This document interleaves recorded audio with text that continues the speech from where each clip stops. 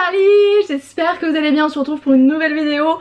La vidéo où honnêtement, tu sais je suis arrivée au tome 4, qu'est-ce que vous voulez que je dise à part achetez-le? On se retrouve un peu pour la présentation du tome 4 d'Onora et notamment vous parler de toutes les petites difficultés que j'ai eues avec ce nouveau bébé. Voilà. C'est vrai qu'arriver au tome 4 c'est toujours un peu compliqué de pitcher un bouquin parce que là je veux dire, il y a eu 3 tomes avant quoi. En plus les Onora c'est vraiment des gros bébés donc comment vous dire que ouais... Tu le sens passer quand tu les écris, tu les lis, tu les vois quoi.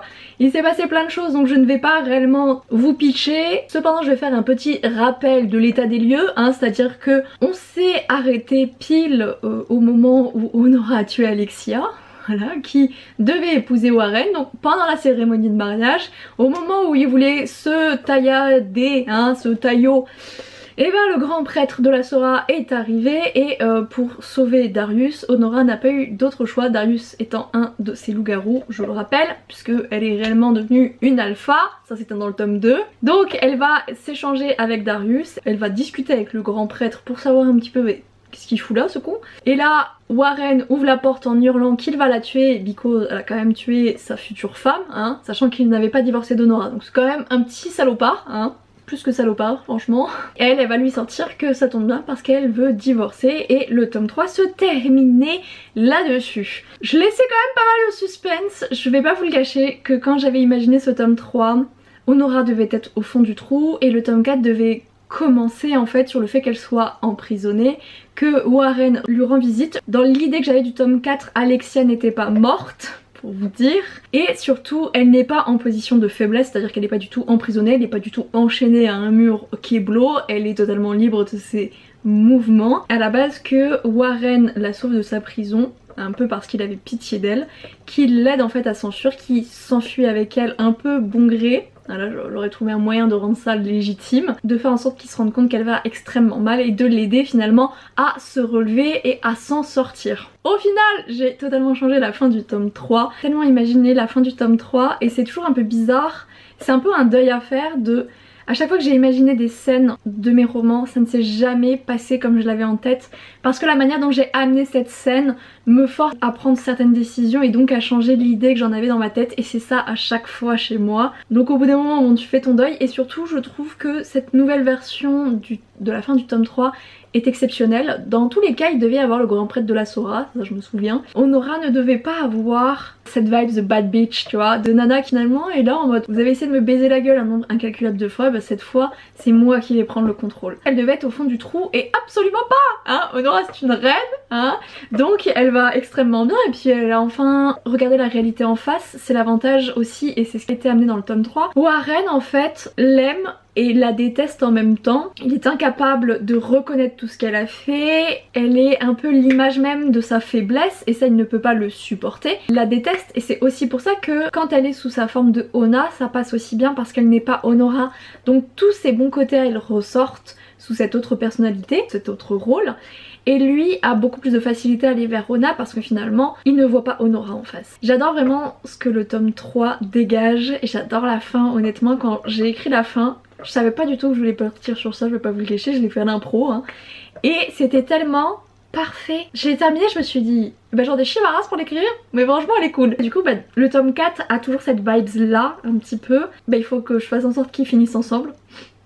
Alors, la fin du premier cycle, Multiverse se passe sur des cycles et donc 4 tomes est égal à un cycle et ça dans chaque histoire. Donc dans tous les cas vous savez que vous partez pour minimum 4 tomes. À chaque fin de cycle, ça finit d'une manière presque classique d'une saga pour que si vous en ayez marre, vous puissiez vous dire ok j'ai cette fin là. Et puis pour ceux qui en redemandent, qui en veulent encore et encore, on repart sur un nouveau cycle avec les mêmes personnages. Et comme ça permet aussi aux nouvelles lectrices qui n'ont pas envie de se taper le premier cycle bah, de directement commencer sur le cycle 2, voire le cycle 3 ou le cycle 4 pour Onora. Oui, il y en aura beaucoup avec Onora. Qui dit fin de cycle, dit dernier tome de cycle, dit qu'il faut que je ferme la plupart des intrigues. C'est pas le cas de toutes dans Onora parce que c'est le gros bull et que c'est aussi pour donner quand même une petite envie de continuer. C'est pas évident, je trouve que j'ai bien géré. Ouais, je me dis qu'il faut s'envoyer des fleurs, on n'est jamais mieux servi que par soi-même, mais c'était pas évident. Il y a toute la partie finalement avec les kitsune, avec la partie des personnes japonaises qui n'est pas du tout fermé. J'ai ouvert un peu dans le tome 4, j'en ai un peu parlé, on en apprend plus d'ailleurs sur ça parce que j'avais laissé totalement de côté un petit peu dans le tome 3 finalement, hein, à part avec Aki. Ça me permet de comprendre aussi le lien entre Honora et cette partie là. Je peux pas en dire plus mais normalement il y a des trucs qui doivent fuser, notamment si vous regardez et lisez ma newsletter, parce que j'ai parlé de ma nouvelle héroïne qui va arriver en octobre et là il y en a ils doivent sourire, ils doivent se dire est-ce que c'est une coïncidence? Il n'y a pas de coïncidence. Ça me permet aussi de relier certaines choses dans le multiverse. On en apprend un peu plus aussi sur le passé de Warren et finalement une potentielle explication de comment il est, même si dans le bouquin on dit bien que pas du tout des excuses, c'est-à-dire que c'est pas parce que t'as eu une vie de merde que il faut être un connard fini avec ta femme. Hein, n'est-ce pas? On en apprend plus aussi sur Warren, on en apprend plus sur le passé de Queen aussi. Il y a plein de choses qui arrivent et qui vont être ultra chouettes dans le tome 4. J'ai beaucoup aimé l'écrire, c'était très chouette. J'avoue que pas évident de cerner mon méchant qui a changé de nom en cours de route. Au début il s'appelait Adam, maintenant il s'appelle Alban. Je voulais faire une espèce de clin d'œil à des livres qui ne sont pas encore sortis, qui sont dans le multiverse mais avec des héroïnes du présent. Et après je me suis dit que c'était pas le bon moment de le sortir, du coup j'ai dû changer les prénoms. C'est les trucs qui arrivent en fin de bouquet, t'es là en mode ah! Bon on va changer ça, c'est pas grave, c'est pas grave. Donc c'est des choses qui arrivent. Il y a plein de liens et de clins d'œil au multiverse du présent.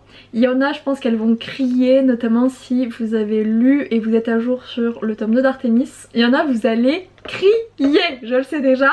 J'ai trop hâte de recevoir vos petits DM en mode oh mon dieu. Mais ça va être chouette et honnêtement je suis trop contente parce que ce tome 4 s'est déroulé à la perfection sur l'écriture. Le premier jour j'ai commencé tranquille, je m'étais dit je vais écrire 6000 et tout. Je sais pas, j'ai été trop dans le flow, j'ai écrit 10K. C'est la première fois que j'ai écrit 10K en une journée et je l'ai fait sur Honora. Mon record c'était 9K et c'était sur Lune et Serpent, donc voilà, aussi un gros bébé qui me tient à cœur. Mais Honora c'est quand même la saga aussi qui m'a fait connaître sur internet, donc ça me fait quelque chose d'avoir passé les 10K avec Po finalement. Là mon petit cœur qui fait boum boum. J'ai retrouvé les sensations que j'avais presque durant le tome 1. Le tome 2 a été extrêmement difficile à écrire parce que c'était un moment très compliqué de ma vie. Le tome 3 il a été coupé plusieurs fois, ça a été très difficile le tome 3 honnêtement. Surtout qu'en fait la dernière partie que j'ai écrite, j'étais épuisée par le rythme de l'année dernière, donc je devais me forcer, j'y arrivais pas, c'était laborieux, c'était compliqué, c'était pas du tout un moment agréable. Et mine de rien l'écriture c'est censé être un moment agréable, enfin je veux dire j'ai choisi mon taf pour ça. Ce tome 4 c'est comme si l'univers m'avait dit tiens t'as peut-être eu des difficultés sur cette saga mais regarde aussi comme ça peut être chouette, c'était trop cool. J'ai adoré l'écrire, c'est limpide, ça coulait de source. J'étais déchaînée sur l'écriture. J'aime trop vraiment ce qu'il donne ce tome là. J'en suis extrêmement fière. Je suis contente qu'il boucle le premier cycle de cette manière là. Je suis très contente honnêtement de ce tome 4. C'est pas celui où il y a le plus d'action, je vais pas faire la meuf hein. C'est pas celui où il y a le plus d'action mais c'est sans doute l'un de ceux avec le plus de révélations, notamment si vous suivez tout le multivers. Parce qu'il y a plein de clins d'œil, il y a plein de liens qui sont faits. D'ailleurs ça me fume parce que j'avais fait des liens, mais vraiment des clins d'œil dans le tome 1 de Misty sur des personnages qui étaient apparus dans le tome 2 d'Honora et personne ne les a vus. Et j'étais là en mode c'est vrai que le tome 2 date un peu, mais il n'empêche que j'étais là en mode personne n'a vu. Et il y en a un, c'est pas un clin d'œil, c'est vraiment un truc fort. Et j'étais là en mode tant mieux. Quand il va y avoir des révélations, il y en a qui vont rester scotchés sur leur chaise. Voilà, je dis ça comme ça. C'était aussi le moyen de rattacher Honora au reste du multiverse parce que comme ça se passe 500 ans plus tard, etc. c'est un petit peu compliqué de le relier parce que il s'est passé 500 ans, hein, j'ai pas besoin de vous faire un dessin. Ah ouais, j'en suis fière vraiment, genre c'était trop chouette, j'ai passé un excellent moment en l'écrivant. J'étais très angoissée, j'étais vraiment très angoissée à l'idée de l'écrire parce que j'avais peur que ça refasse comme le tome 3 et absolument pas. D'un tome à l'autre, on n'a pas du tout les mêmes sensations d'écriture, la même ressenti, on se sent pas à l'aise de la même manière. C'est fou parce que j'ai beau être avancée dans mon écriture, j'ai beau passer ma vie à écrire, c'est quand même mon métier, je suis quand même payée pour ça. C'est quand même différent à chaque fois quoi. Et c'est pour ça aussi que par exemple, écrire un tome 2 est extrêmement difficile à mon humble avis. Parce qu'il y a des attentes des lecteurs, il y a tes attentes à toi, il y a la manière dont tu abordes le texte, le moment où comment tu te sens quand tu l'écris, il y a plein de choses qui rentrent en compte.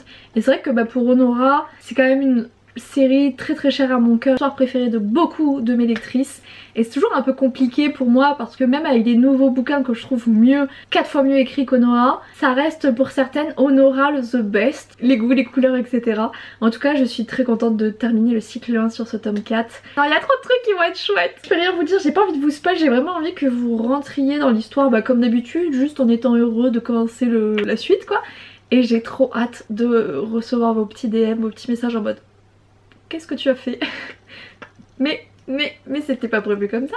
Et non! Je suis contente du tome 4, je suis contente aussi de la relation que j'ai réussi à basculer pour Warren et Honora, parce que honnêtement Warren, je vais pas vous mentir, c'est sans doute le héros masculin que je peux le moins me saquer de tous ceux que j'ai écrits.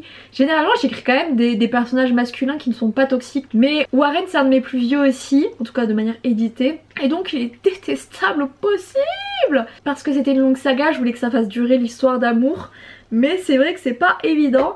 Là je trouve que j'ai bien réussi à ce qu'on comprenne pourquoi il est comme ça. Peur de pas changer, la batterie nous a lâché. Je disais donc qu'il y a une réelle remise en question de la part de Warren. C'était important pour moi que ce soit pas again and again Honora qui pardonne. J'ai remarqué que je faisais dans mes premiers bouquins, c'est-à-dire que c'est souvent le mec qui merde et c'est la nana qui est dans la position du pardon, et plus ça va et plus ça switch. Je pense, voilà, je grandis et forcément ça a un impact aussi sur mes livres. Je voulais vraiment que Warren, pas qu'il finisse accroupi, même le ventre à terre en train de dire pardon, mais quand même.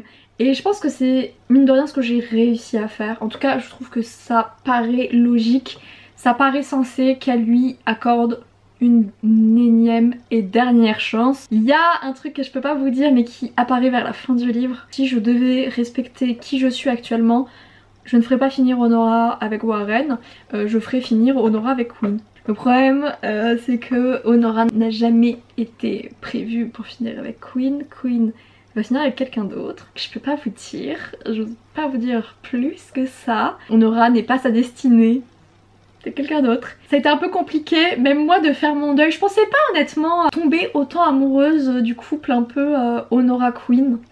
Parce que dans le tome 2 c'était pas du tout le cas, le tome 3 il apparaît pas tant que ça, mais c'est vrai que je pense que dans mon cerveau, tu sais, j'ai continué à bosser un peu ce personnage là. On le voit aussi beaucoup dans Misty, et dans Misty c'est vrai que c'est un sucre quoi. Même moi j'ai une meilleure compréhension de ce personnage, et Queen prendrait tellement soin d'Honora, il la vénérerait comme une reine, il en ferait vraiment son égale, elle dirigerait autant que lui, il accepterait sa meute, quand même, c'est pas rien. La vie serait beaucoup plus facile pour Honora si elle était avec Queen. Mais bon, j'ai fait de la merde, que voulez-vous que je vous dise? Navré pour ceux qui fangirl Queen Honora, mais ça n'aura pas lieu, je vous le dis, parce que je joue un petit peu avec dans le tome 4. Mais bon, à la fin du tome 4, normalement, tu sais qu'ils vont pas finir ensemble, hein. Ça n'aura pas lieu, je suis navrée de vous le dire. Mais ne vous inquiétez pas, les fans de Queen, je lui réserve un personnage féminin au petits oignons. Ce sera vraiment pas pour tout de suite parce que les Honora sortent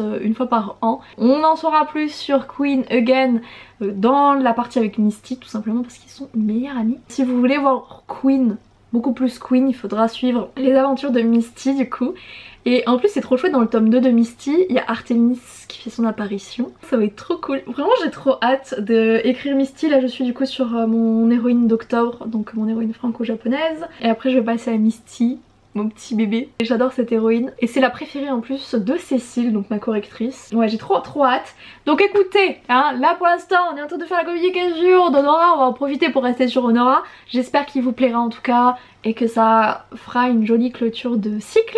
Je vous mets le lien dans la description pour le précommander si vous regardez cette vidéo à sa sortie même. Sinon pour l'acheter, il sera disponible comme d'habitude en papier et en e-book. Je rappelle que les Honora sont plus chers parce qu'ils sont plus gros, donc en e-book on est à 5,99 et en papier je crois qu'on est à 21,90 parce que c'est des pavis et que il faut que je manage un petit peu dessus. Comme d'habitude l'abonnement Kindle, tous mes livres sont dedans. Et puis bah moi je vais vous laisser, je vous fais à tous de gros bisous, je vous aime tous très fort, ciao ciao.